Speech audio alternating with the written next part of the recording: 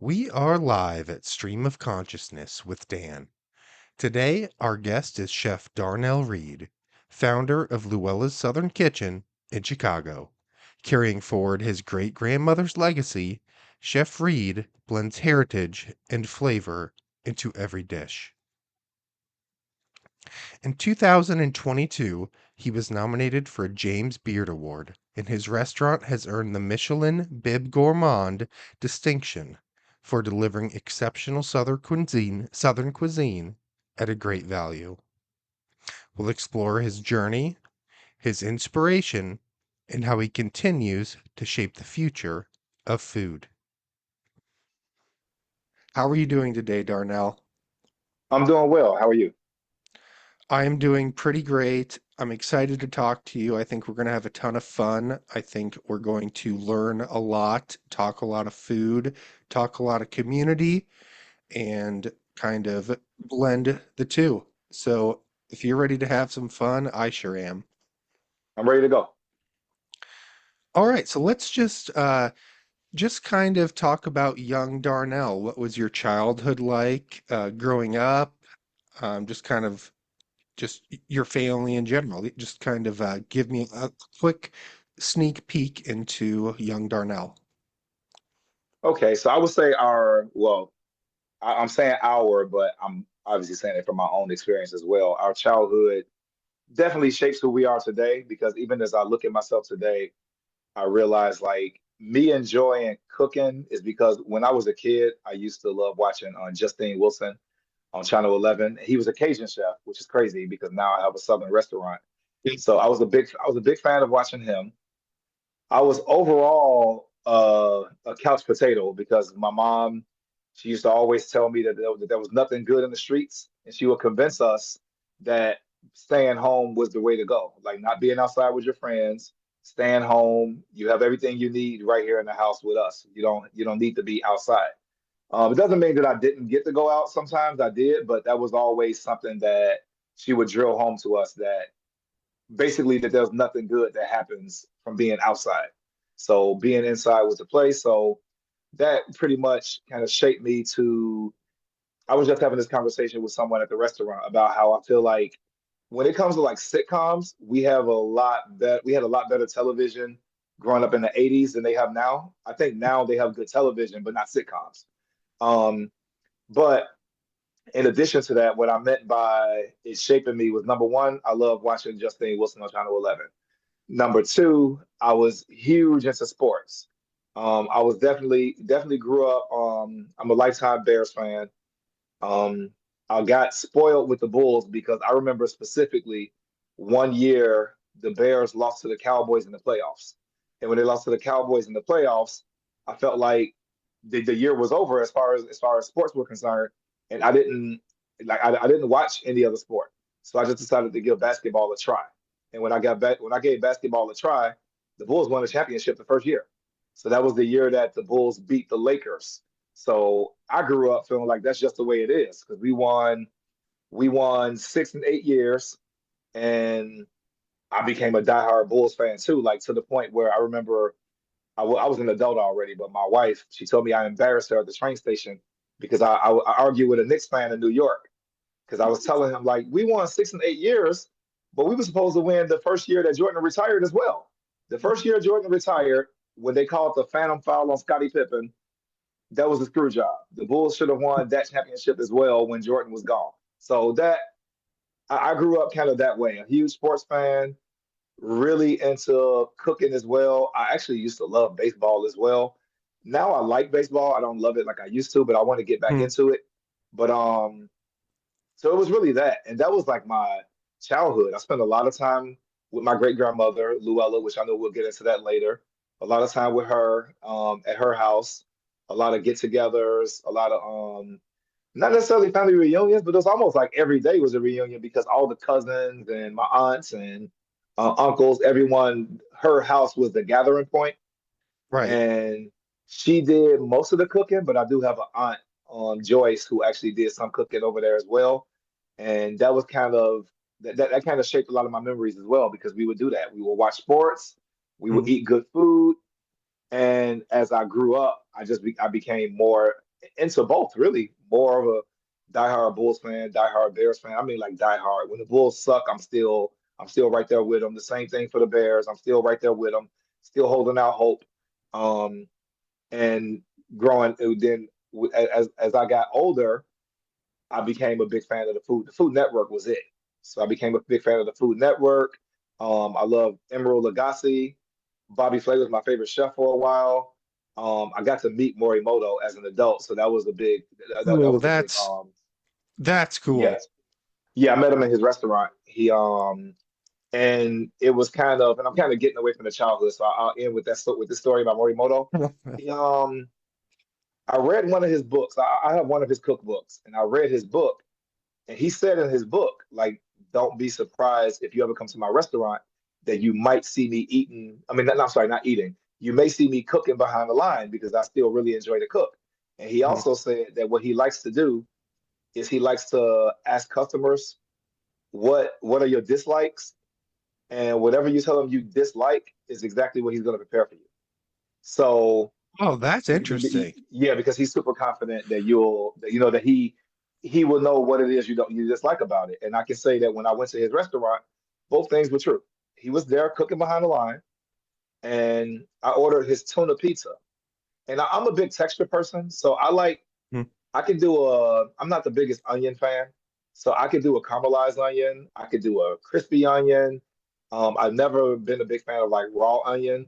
Raw So onion, yeah. like yeah, when I make obviously when I cook with it a lot because we make gumbo and different things like that. So I'm just not a big fan of the raw onion. But he had the tuna pizza, and I was down to like the last bite of it before my wife was like, "Do you see the onion on that?" And I didn't even notice it. I was like devouring it. I was devouring it. And I ended up telling her about what he said in the book. I said, so I would have been one of those people. I would have Mhm. told him that I don't like onion, and he would have. So I think he's so food smart that he's already intelligent enough to know if people don't like onion, this is what they don't like about it. So let me do this, and let me give it to you at its peak. So that was kind of my experience with him as well when I ate at his restaurant. I absolutely love that because I think our childhood is a little intertwined as well because we were a big sports household as well. I'm surprised I haven't hung up already since you're a Bears fan and we're a I Packers know, fan. right? A I Packers know. household here. But no, but seriously, like it's so incredible how, powerful sports are to you and how emotional you can get about it. Exactly. And Yep. so that was really cool. And then I love that you brought up Morimoto because I can remember sitting in my basement with my dad watching, the original Japanese Iron Chef show Hmm. on Food Network. My favorite was Chen Kenichi. He was my favorite Iron Chef. But so that's just really neat to kind of hear that as well. And I just think that's so cool that he made you that pizza and you're like, this is gonna suck. I'm gonna hate it. It's got everything I don't like, and then you're devouring the whole thing. Like that's the mark of a true chef right there. Oh, you know what? Definitely. You know what? But it wasn't that I thought it was gonna suck. I didn't notice that it had onion, and I was just eating it. And my wife pointed it out. She was like, do you not see that?" So yeah, that was one of those.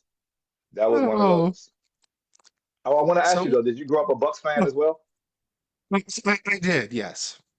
Because that kind of was the other thing that I won't say that it got me into sports, but my mom and other family members they grew up with Terry Cummings.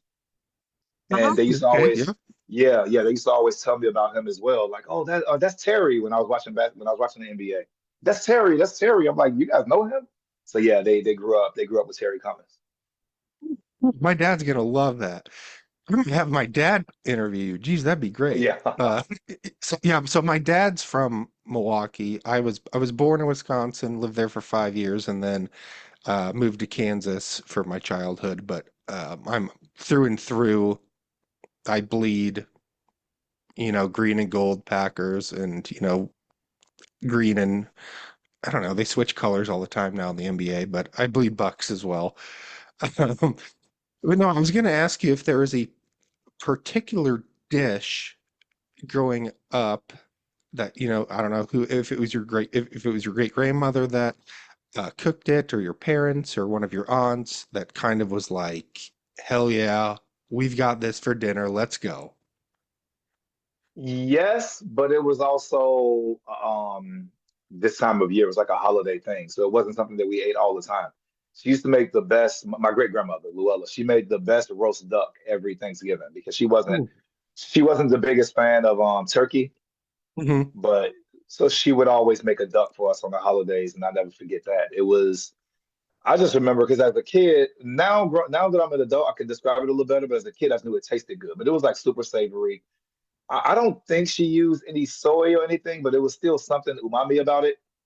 But it was a really flavorful duck that she used to make every Thanksgiving, and I used to look forward to it. But I can say, I feel like however she treated that duck, she did the same thing when she roasted chicken because she made a really good roast chicken as well. So Okay. yeah, so when she roasted chicken and she roasted duck, I think she treated them very similarly because I can just remember how great the pan drippings would kind of glaze the duck and or chicken.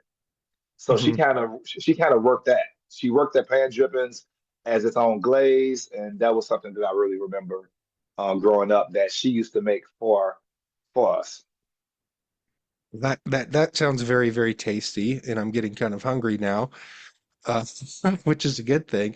So let's talk about. So we talked about your childhood. So let's go to kind of past the teenage years. Did you go to culinary school, or kind of how did you get into the kind of into the chef arena, if you will? Yeah, so it was kind of two ways. The first way was my high school. We took up culinary arts in high school. So I went to Dunbar Career Academy here in Chicago. So, and what it meant as well by being Career Academy was everyone in our class, we got jobs somewhere. So they placed us somewhere. So I started working at 16 years old in the Palmer House. And I remember, and I have told this story before, but it's a really good story, and it kind of reminds me that I need to give this guy a call soon because I do reach out every now and then. My high school teacher, when I graduated high school, he asked me, what was my goals? Like, what am I going to do now that I graduated? And I Mhm. remember telling him, like, I'm set. I work in the Palmer House. I graduated high school. Um, at that point, a lot of our family hasn't made it that far to even graduate from high school. So like I graduated high school. I'm working in the Palmer House Hilton. I really enjoy cooking, so I know this is what I want to do. So I'm done. I have the job that I want. I didn't call it a career yet because I didn't know it would be a career. I just knew that I was really enjoying cooking. But Mhm. I remember telling him in particular that I was set. And he told me, like, no, you're not. You're going to continue your education. You need to go to either college or culinary school or something. And I remember telling him, like, no, I'm done. I graduated high school, Yeah. I'm done. So I remember for sure what he did was he had some pull with Washburn Trade School. And Washburn had a culinary program. So what he did was he enrolled me in Washburn. And he told me, you start in September. I talked to the people at Washburn, you start in September. And I remember asking my mom, I was like, can he do that? And she was like, well, he just did. So you start in September. So I was like, wow, like I didn't plan on, but I went. I went. He pushed me to go. He talked to I guess the dean or whoever was in charge, and he told them that he had a student that was going to be going there, and I went to Washburn. But now I thank him for it because I would have never done it because those were, I would say, some of the best years of my life. I went to culinary school and I was working. So basically, I was going to school full time and I was working full time. And that's when I really, really realized that I really enjoy what I'm doing because it consumed most of my time, but I wasn't complaining about it. I was loving it. I was really enjoying it. And I actually I enjoyed the community of it, the community of the kitchen, because I was like, man, I want to say we had at least 15 to 20 students in our class.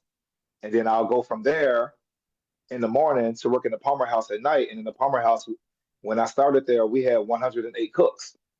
Oh So this boy. was like, yeah, I'm learning so much and I'm cooking with so many different people. I'm doing something that I really enjoy.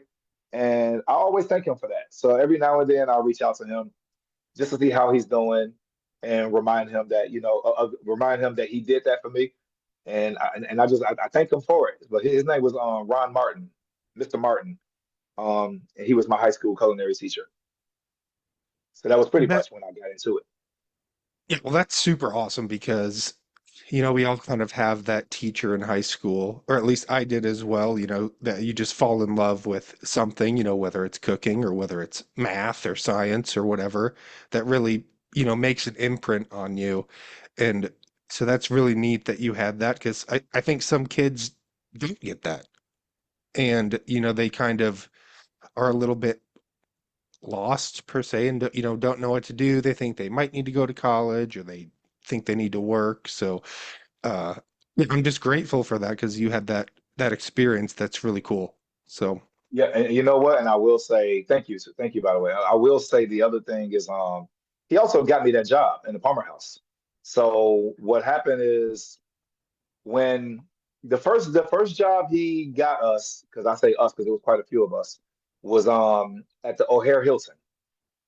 And I worked one day there. They decided they were going to hire us, and my mom told me, "You're not going there." And I was so disappointed because most of my classmates were going there. It was a mm, job. I hadn't had a job yet. And she's like, I don't want you traveling that far to go to work. You'll find a better job. And I was disappointed in her. I was upset with her. And I'm like, this is where I want to be, But she's like, no, you're going to wait. So I did. I waited and explained it to the teacher. And he helped me find a job in the Palmer House. So the Palmer House was secondary. He helped me find a job in the Palmer House. And truth be told, when I got the job in the Palmer House, well, not when I got the job, he sent me with three people. I remember the executive chef called him and he said, I'm going to hire the other two people, but I don't know about that kid, Darnell. And he said basically just I wasn't a good interview. I didn't interview well. And he don't think he was going to hire me. So when I went to school the next morning, Mr. Martin told me, he said, I literally begged the guy to give you a chance. So he mm. told me, he told me, I'm going to tell you right now, if you F up this job, I'm going to F you up. So I got you the job. And honestly, I really felt like, I felt the pressure. I felt like, you know what? This guy went out on a limb and begged for me to get the job. I'm going to outwork everybody. And that was kind of my mentality when I got the job there. And that kind of drive stuck with me always. Like that little motivation, it always stuck with me. So I'm like the other people that started with me, who he was impressed about hiring and not with me, I outlasted them, I outworked them. But I think because I'm also so into sports, I've always been competitive in the kitchen as Mm. well. Like nobody's gonna outwork me. I hear a lot of people say it, and I feel like when I get next to those people, not only do I outwork them as well, but I've never met, if I ever met somebody that did, then you're going to get the best version of me because I'll be stuck. Like I can't outwork this guy. So you're going Mhm. to get the best version of me too, because I'm going to give my all. Yeah. So, and I even had one situation where I didn't find it in the kitchen and I was still in the hotel, but this wasn't the Palmer House. This was, Hilton in Oak Brook. There was this guy that was an engineer and he was like the hardest working person I've seen in my life. And I remember telling him, I was like, you know what? He um he won like employee of the year. Well, And I was a manager. I was actually an executive. I was the executive chef. And I told him that when he won the award, I congratulated him. And I told him how I took him in winning the award as more of a challenge as well, even though we weren't the same department. I'm like, you mhm. know what? Next year, I'm going to win Executive of the Year, even though there was no such award. But guess what? A year later, I did because I actually used him as like the blueprint. Yeah. I'm like, I'm going to outwork this guy in my own way in my department. So I do get motivated by working around hardworking people, and it kind of drives me to do more. But I remember when I got the award, he remembered it was a year later. He said, "You told me this would happen," and I was like, I meant it, but I didn't know that they would actually create an award. But they did. They created it. I got Executive of the Year. but that's so I'm competitive in the kitchen as well. Well, no, it obviously shows. So Yeah. that's really, really, really neat. I mean, it really is. And speaking of competitive, um, I feel like you kind of were had a stable, career, in the hotel area. What Mhm. inspired you to to build and create Luella's Southern Kitchen? Well, you're right. I've definitely had a really good thing going in the hotels. And I just found out recently that had I stayed 7 more years, I could have officially retired. I didn't know that. Because my friend of mine is like, if you do 25 years with, if you do 25 years with these hotels, you get pension. I had no idea. But had I known, I probably would have stuck it out and still opened the restaurant. Right, Just yeah, so basically, but what inspired me to open my own restaurant and what did make me leave, I can't say leave early because I stayed for 18 years, but a lot of people are lifers in hotels. But hmm what made me cut the hotel portion short was that I really started to feel like, which was true, that people are not coming to this hotel because of me. It's like they're eating in my restaurant because I'm an amenity in the hotel. They're not coming hmm to eat in the restaurant. I wanted to be the show. I wanted people to come to my restaurant because I was the chef, not eat in my restaurant because I'm staying in the Conrad or I'm staying in the Palmer House and there's a restaurant downstairs because it was convenient. And I So and think then I mhm, was just going to say I don't want to cut you off, but no I problem. think that it's it's selfish but also selfless at the same time because selfishly you want, like you said, you want to be the show, but selflessly you want to share your food with people who truly want to be there. Do you know what I mean? Not just because you're there. They Yeah, want to yeah. come No, to you. it wasn't just because I was there. So that was the thing, and that was another motivating factor. That even though I worked in hotels for 18 years, hotels were great for like um managing payroll, managing food costs, managing people because and managing your own emotions too because hotels have HR. So you won't get away with some of the stuff you get away with in the restaurant industry or things that I've heard about in the restaurant industry. So that kind of molds you as well. You have HR, you have to do things the right way. If you're going to terminate someone, there's a way to terminate people and even with all those processes. But towards the end, I also felt like, see, and so in hotels, it's not that we weren't cooking, we were cooking, but there was a lot of shortcuts because it was all about the bottom line. Mhm. So we would never make a chicken stock, we'll never make a demi-glace, we'll never make a lot. You're lucky if your hotel has a pastry chef because you're going to buy a lot of desserts. And that was like the motto, like, why would you make a cookie when you can buy a cookie? Or why Mhm. would you make this chicken stock when they sell base? And I'm like, you know what? I really want to learn. And this is kind of holding me back a little bit because even if I wanted to do it on my own, I would get questioned.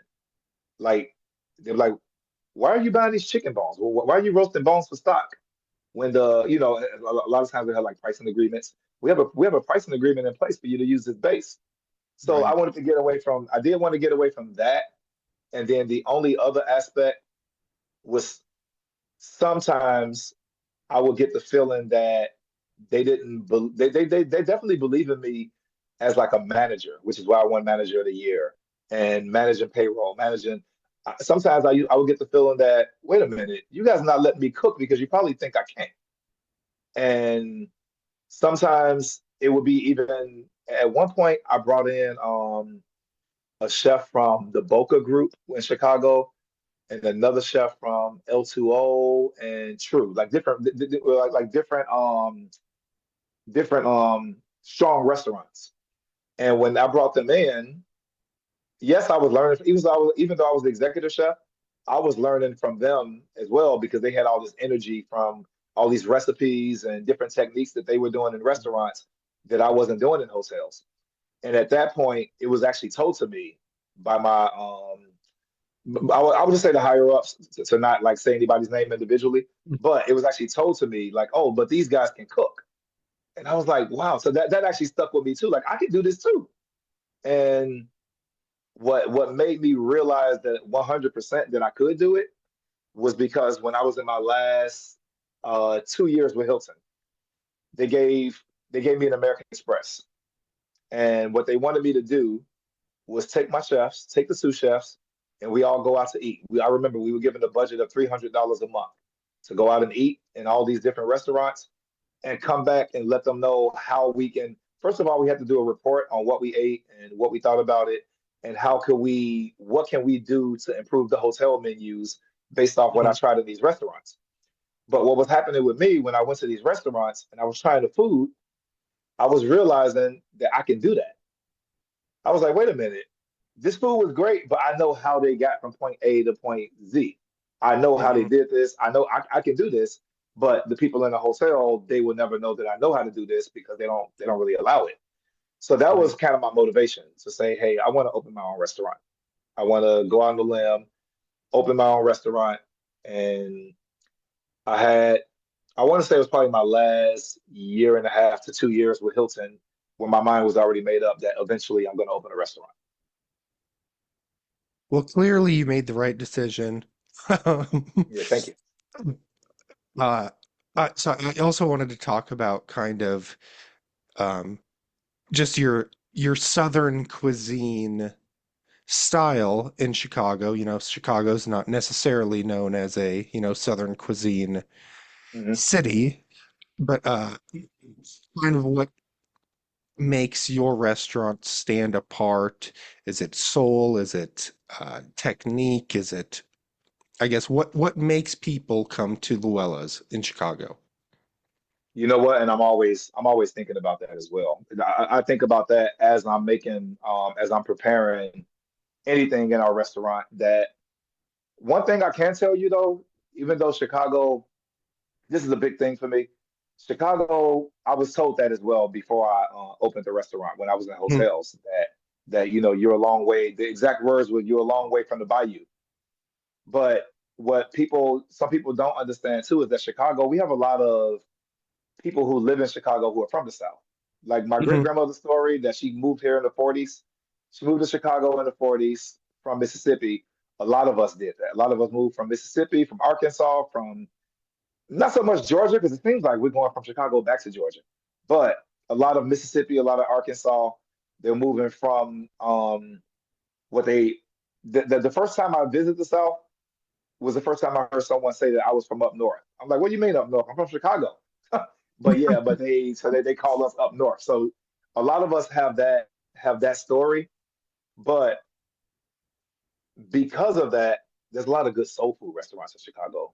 That's a big one. But that soul comes from the South. So I wanted to be a Southern restaurant because if you're Southern, I'm not pigeonholed into just having your fried chicken, your candy yams, your collard greens, your mac and cheese, your Hmm. catfish. Because after that, you're kind of stuck. Yeah. The fact that I'm doing Southern food, I can do a she crab soup. I can serve chicken and sausage gumbo. I can serve. Um, I rarely make red rice now because I prefer just to make the jollof because the red rice is kind of like a little brother of the jollof. So I prefer just to make jollof. But one of the things that I really do in my restaurant is I keep that conscious mind that everybody has a good fried chicken, especially in Chicago. Everybody has a great catfish. So what am I Yeah. going to do to make mine different? Okay, so we brine our chicken, which I know a lot of restaurants are not doing. We're cooking our chicken to order, which sounds like something simple, but a lot of restaurants are not doing that either because restaurants don't. They have a fear, which happens to me sometimes, that people complain about the wait. I'm like, I'm sorry, you're going to complain about the wait, but I do let people know up front we cook to order.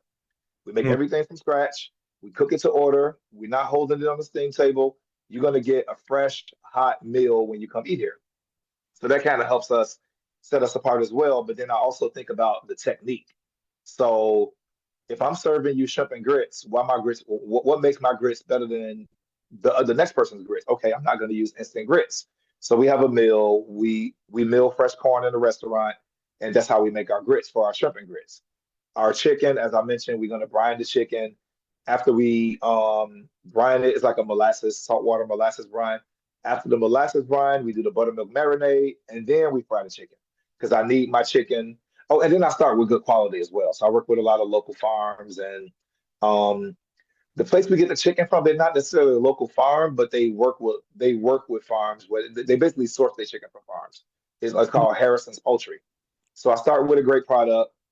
I treat it well, and I'm always thinking about why would they want my chicken when they can get great chicken from somewhere else?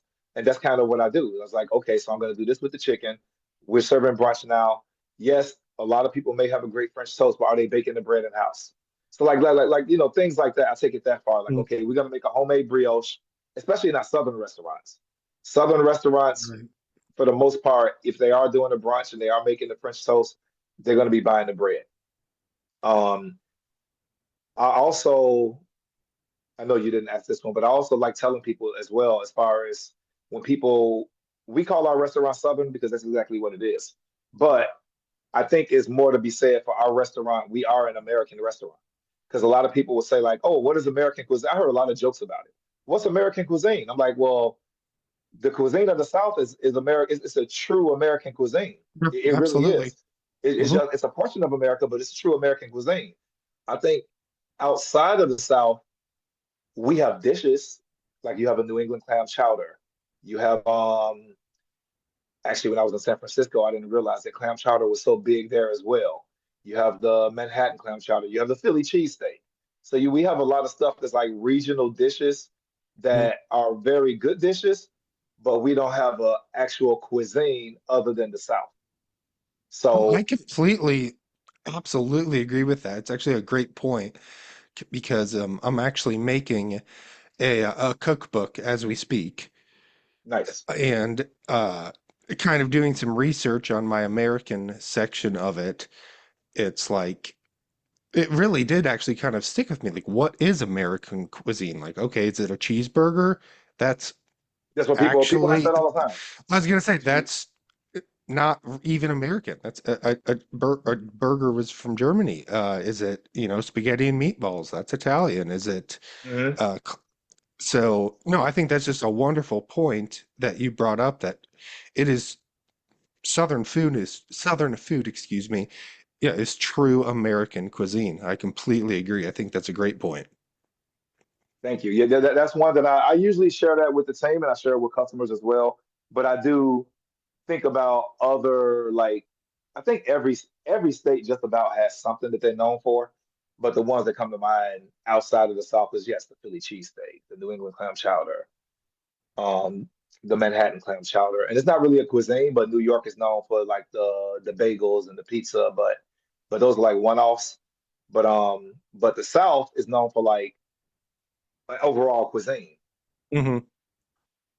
Yeah, that's really neat. And you had mentioned, I don't want to get too far off track, the was it the Hollow rice? Y'all Oh, jollof Hollow, rice. y'all Jollof Yeah, rice. So it's actually super funny. That is literally the next recipe that I'm putting into my cookbook. nice. Yeah, So that's that rice is from Africa. It but when you go to Savannah or Atlanta, Georgia, they have red rice. And I like red rice and I can make a good red rice. But I told myself moving forward, if I ever make this rice, I'm gonna make the jollof because I know that it started with jollof rice. And somewhere along the line, people found an easier way to do it and they just started making red rice.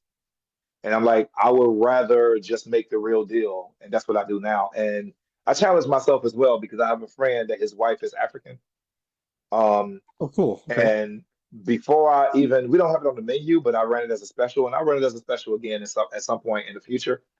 Before I ran it as a special, I told him, hey, I want her to try this. Like, at least give me some feedback. And Mhm. when I made it for her, she said, the rice is good, but it's not jollof rice. And I'm like, why? Like, like explain to me. Well, why is it not jollof rice? And then she explained to me a few tips and pointers of what would make it a real jollof rice. Like, and she knows she was really spot on with a lot of stuff. Like, you didn't use the right grain of rice.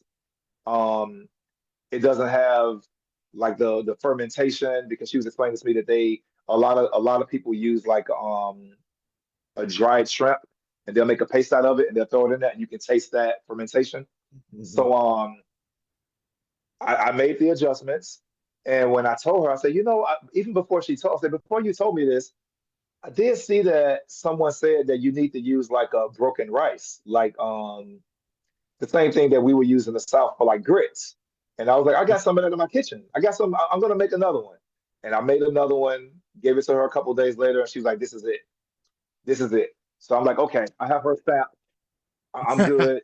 I saved the recipe. I wrote everything down, and now I have it, jollof rice. Okay, And everyone who tried it really enjoyed it as well. well, if you want to share that with me, I would love to put it in my cookbook because that would be incredible. Oh, the jollof rice? No, no, no problem. No problem. That'll be, yeah, it's a really good rice. Oh, that'd be amazing. So we're just going to talk a little food and community, and then maybe take a quick break, and then get your brain waves going for the Stump the Chef segment. Does that sound good? Okay. So so yeah, we've been talking, about the South and its cuisine. How do you feel that Southern cuisine kind of connects people? I don't know, maybe not more or less than other, cuisines or regions, but I just really feel like it's when you go to a Southern food restaurant, we have one in Omaha that's amazing. I love the chef to death. She's an amazing human being. Like, why do you think it's so connective? Does that make sense? Yeah, but you know why? Because I think number one is comfort food. So that's a big part of it right there. It's comfort food. It's food that you kind of want to be eating with other people. I mean, I can sit down on the couch and eat some fried chicken and watch TV. I can, but it's usually like a shared type experience. The fried Mhm. chicken, the mac and cheese, even the pot of gumbo, like or like a lot of things are like one pot methods. So if you're making like jambalaya, not a lot of people make jambalaya just for themselves. So it's kind of like a shared food experience. And it's very communal as well because it's something that a lot of us are familiar with. So a lot of us grew up eating it. Um, Everyone has their own recipe. So it's like it's a lot. It's another thing that if you had like a potluck, everyone could bring a dish. Like, okay, I got the chicken, you got the catfish, you got the spaghetti, you got the potato salad. So it's like it's something that everyone can get involved with as well, I would say. And it's a very nostalgic food, like Right. cuisine. Southern Mhm. food is very nostalgic as well. So I get it in a restaurant. With the feedback I get from customers, like, oh, I haven't had this since, or I haven't had it this way since I was a kid. Or whenever right now we don't have it on the menu, but whenever we did have a she crab soup, like people were super excited because you only find that in the Low Country. Like, oh, there's Mhm. a restaurant in Chicago serving she crab soup. Or there was a restaurant, I had a lady, which I was really happy about, that I made her a perlo. Well, I didn't just make it for her. It was one of our specials. I had it as a special last maybe 2 months ago. And a perlo is basically, to me, the simplest way to describe it is it's like a jambalaya that's not red. So you add tomato, but not all the tomato to it. Oh, gotcha. And, Okay. Yeah. mhm. So I made it. She really liked it, and she told me how happy she was that somebody even prepared a perlo. And she was like, I'm from South Carolina. And I was like, really? So I was really happy to hear it. I'm like, you Mhm. from South? I was like, have you eaten it when you were down there? She's like, all the time. So I was like, okay, so how does this compare to what you had there? And she was like, you spot on. So I was really happy with that as well because honestly, for the most part, I prepare items that I've experienced before. The Perlo was a little different. The reason the Perlo was different was because I watched Sean Brock make it on PBS. He prepared it on PBS Foods. And as I'm watching him make it, I'm like, this looks like a jambalaya without the tomato paste. So I just looked at my jambalaya recipe and I made the same recipe. I did not add the tomato, and that was kind of what I did. And then when she gave it the stamp of approval, I'm like, there we go. Okay, that was really good to hear. So I'm like, okay, so I have another hit, especially from someone who said that they grew up eating it. That's so cool. That just got to make you like, I mean, I can see the pride and the smile on your face. That's so genuine. So that's really neat. Oh, pardon the interruption, folks, but this episode is brought to you by Big Mama's Kitchen, located in the heart of Omaha, Nebraska. Every dish tells a story. From oven fried chicken to sweet potato pie, it's soul food that feels like home. And just in time for the holidays, Big Mama's Kitchen is offering their Heat and Eat holiday special, all the flavors of tradition ready to share with family. Plus, you'll save big. Get $10 off for every $50 purchase when using the promo code HOLIDAY 2025. That's HOLIDAY 2025. Big Mama's Kitchen, taste the legacy, share the love. All right, welcome back to Stream of Consciousness with Dan. We're back with Darnell Reed, and we've got a segment called Stump the Chef. Darnell, how are you feeling about this? Uh, Slightly nervous, but I think I'll be okay. Well, I'll throw you a softball first. Grits are made using which grain? Okay, yeah, that's a soft one. Corn. There we go. I'm just building your confidence up. All All right. right, we're going down south. What is the main difference between boudin and andouille sausage? The main difference is they're both pork. Um, the boudin is a pork and rice sausage. Honestly, a boudin is almost like a dirty rice sausage. And then the andouille is a smoked, spicy pecan wood sausage. So one has rice and one doesn't. You got it. No need to be nervous. You know what you're doing. Okay. True or false? Shrimp can be born male and turn into female as they age. Hmm. I'm gonna say false. It is That one I don't actually know. true. It is actually true. I thought it was a trick question because I heard something crazy about seahorses like that. Oh yeah, yeah, you're right. You're right. So I Something thought I was like, okay, seahorses. maybe it's not the shrimp, it's the seahorse. Okay, okay. All So right. it can be We born male and turn female. Okay. Yeah, I did not know that either. I was, like I said, just trying to stump you. I stumped myself as well because I didn't know. Uh, all right, so here's one. So I've interviewed two other chefs on this, and all of them have not gotten all five of these. So let's see if you can be the first to list the five mother sauces in French cooking. Ah, Espanol, bechamel, velouté,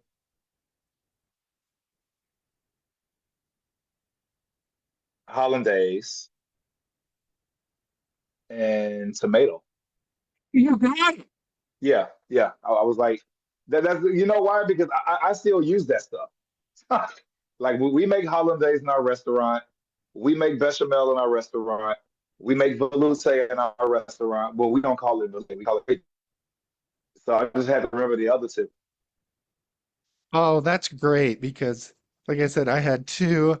I won't name them. I won't call them out. But I had two pretty No problem. famous chefs that could not name all five. So that was awesome that you just knocked all five of them out right out of the park. I think that's what it is. But we don't all use them much anymore. But we can get into that later too. But I talk to the cooks about stuff like that too, like cooking with mother sauces. But yeah, okay. Oh man, that's great. So I kind of want to give you this time to kind of get on your proverbial soapbox and talk about any organizations or kind of community involvement that you work with in the Chicago area. I just kind of want to give you, your platform to talk about anything that's been really important to you and people you work with in the community. Okay, so no, I'm part of multiple communities in Chicago. All of them kind of intertwined with this, with the restaurant, with the kitchen. One of them is Chicago Chefs Cooks. We um we basically we do a lot of fundraisers whenever there's like a disaster or in any country or any area that's been like ravaged by anything. So like we did a fundraiser for Puerto Rico after they had the hurricane, Mhm. and we did one for when the war first started with Russia and Ukraine. We've done events like that. It's usually like we cook food and raise money to send to these places. We did one for California when they had the wildfires. Then I'm part of Kitchen Possible, where Kitchen Possible we work with kids and we kind of show kids that there's a parallel when you can mentally like solve kitchen issues. There's a parallel with solving real life issues. Mhm. Um, like basically, you can use real life issues um, that can be solved by using similar thought processes that you use in the kitchen. And then we have another one that's the Evolve Network. Um, Evolve Network, we teach kids about sustainability, about working with local farms or eating fresh produce and different things like that. And actually, there's one other one that I have been a part of. I'm not currently an active member, but if they ever need something, they know I'll be right there for them as well. It's the abundance setting, and the abundance setting is basically it focuses on working moms and Oh, how cool. to support them, how to support working moms. And one way that I was involved to support was that I was part of the program where we were providing meals for the kids because it's a lot of work for a mom to have to hold down a full-time job and still provide food for her family. Yeah. So I was like one of the chefs in the city that will cook meals. I want to say because this was happening during the pandemic. So I want to say we were cooking somewhere between 3 to 5 meals, and then it'll be Wow. enough for them. It'll be enough to last them a week. It was something like that. Hmm. But that was one of the things that we were doing as well. So I was involved with them as well. I know that they are still around. Um, they haven't asked much of me lately, but I'll be right there if they ever need anything. Well, I love that. I think it's important, regardless of, what industry you're in, to, have a purpose bigger than yourself. Obviously, you Yes. agree with that. Um, so I absolutely love that. Like I said, I'm going to plug Big Mama's Kitchen again. She's so cool. She employs mainly recently incarcerated individuals at her restaurant, and teaches them how to cook, how to work, how to, you know, be a productive person in society. So I just think it's so neat when, chefs think about others more than themselves. So I love that. Yeah, that's pretty cool. And I gave her a follow as well. So Oh, I'll be awesome. really watching. Yeah, I'll be really watching what's going on with the restaurant. And if I we as a family, we've been trying to visit every state. So now I have a place to visit when we get down there. Well, I don't know if we've got a bed for your whole family, but you're more Oh than yeah, welcome to stop by. nice. How many kids do you have? So yeah, I'm gonna get off track. Oh, no, I have two daughters, 10-year-old and a 7-year-old. But my wife, she has two more kids from a previous marriage. They all live with us. So we have a 17-year-old girl whose room I'm still in right now, and then she has a son who's an adult. He's 25. Okay.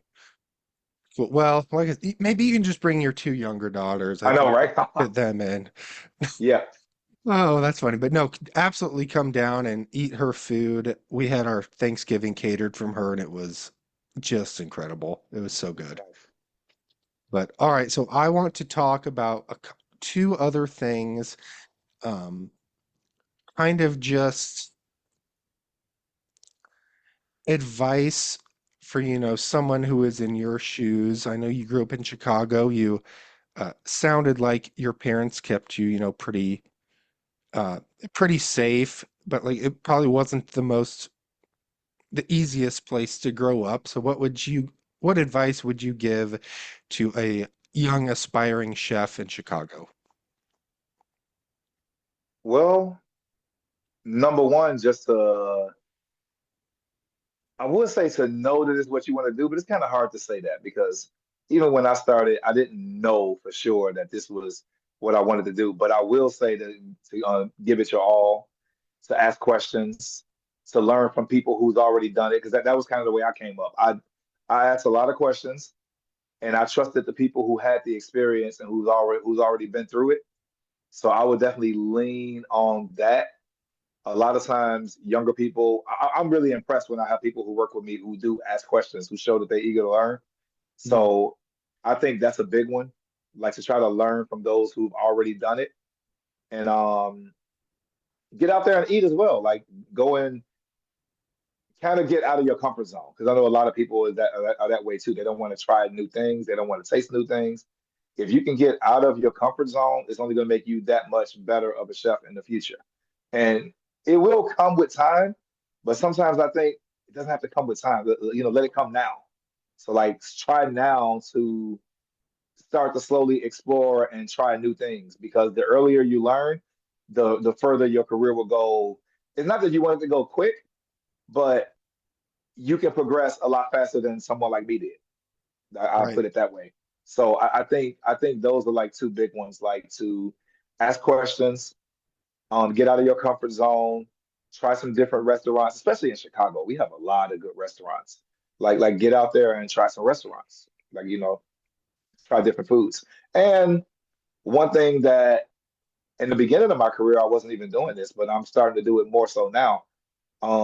As much as you can, go to farmers markets. Like work with local farms, go to farmers markets, kind of get yourself into the community, I would say. I love that. So on that same note on the Chicago food scene, so I'm of German ancestry.